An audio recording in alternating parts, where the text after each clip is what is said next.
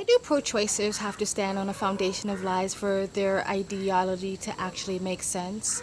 Lie number one, all pro-lifers are old, white, Bible-thumping, conservative, right-wing religious men. Not true. Not even close. And last time I checked, I did identify as a black female. So, oh, and all the women in my family also identify as black women. Just FYI. Oh, and they're pro-life.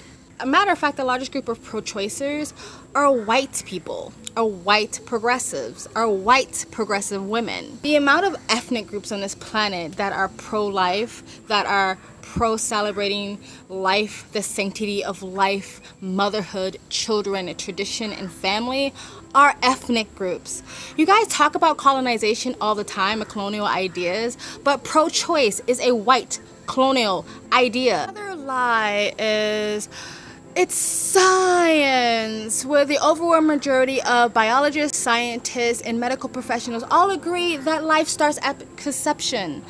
And that is human life. Maybe what's growing in your belly is a demon child, but for the most of us, it's human. Human DNA. Human. Lie number three, that the overturning of Roe is actually banning abortion in the United States completely. It's not. And if you actually cared about women's choices, instead of throwing temper tantrums on the TikToks, you would give the women who want to keep pro-choice in their states the steps they should take to keep pro-choice in their states. For a bunch of people who are really champion pro-choice, you don't seem to want the choice to go back to the people to say what they want to happen in the states that they live in, because that is what overturning does.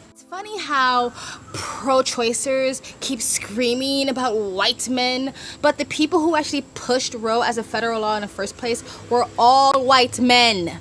And by the way, no, I'm not a Christian, no, I'm not even near religious, and I'm definitely not a conservative or a Republican or a traditionalist. I'm a fucking human being that has human empathy. I'm thankful to God that the propaganda and the social constructed narrative that was shoved down my throat since the day I was born did not taint that empathy, didn't taint my conscience, didn't darken and colden my heart to the point that I literally get joy out of snipping out human life, the unborn, in my own offspring. I am grateful to that. So before anybody comes down and act like it's... No, not everybody who's pro-life, or at least pro-choice with lots of fucking limits, isn't religious. It is just something in our fucking soul that goes, this doesn't feel right. The other lie they keep standing on is that pro-black people like me are going to be the most affected. First of all, because they think most black people are poor. Second of all, they think we're so poor and so stupid we don't know where babies come from, so we have no idea how to prevent pregnancy. Third of all, they think all black people are poor, so this is going to heavily affect black people. Oh, whose talking point was that again? Oh yeah, Margaret Sanger, the eugenicist. If you forgot. The other fear-mongering narrative they're trying to create is people who are queer like me, and it's going to all of a sudden, it's going to be a detriment to our lives heavily simply because we are queer. And the other thing, they finally realized what a woman was. Even though biological men who now identify as women is completely trying to take over the conversation when it comes to pro-choice or pro-life. It's not about women. It's about our ideology. Can somebody for the life of me tell me, why do people act like not getting pregnant has all of a sudden become a rocket science? Like you have to do some gymnastic equation to not know how to get pregnant? Like, I've been my whole fucking life, never got pregnant, and I like sex. And for all the ones who are gonna come and say, but what about, the R word, as assault and incest and a woman's life in danger? Those all make up 1 or less than 1% of about the 66 million unborn children that you guys keep celebrating about. A matter of fact, one of the reasons why Roe ever became a conversation is because a woman came out and said that she was assaulted and that she didn't want to be forced to carry her assaulter's baby, right? That was one of the reasons why she came out and actually said that that was all a lie, that she made the entire thing up, and that she regrets it to this day, or to her dying day. So again, another lie that this ideology was built on.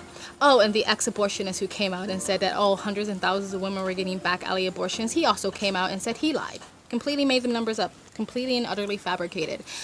Another lie that this ideology is born on. And the other lie is that abortions were created for the care of women. No. Margaret Sanger, she is the co-founder and the inventor and the brainchild of abortions and Planned Parenthood, because she was a eugenicist. And that's why you see more Planned Parenthoods or abortion clinics in black and brown communities. It's funny how white progressive women who scream pro-choice also push the same talking points as Margaret Sanger. That brown women need abortions the most because I guess we're all poor and stupid. That's why they keep pushing this idea that we need it for the brown people. So what is it called when an ideology, literally again, is built on a foundation of lies, no scientific data or facts, and fear-mongering dystopias? Oh, it's called propaganda. Yeah, that's what that's called.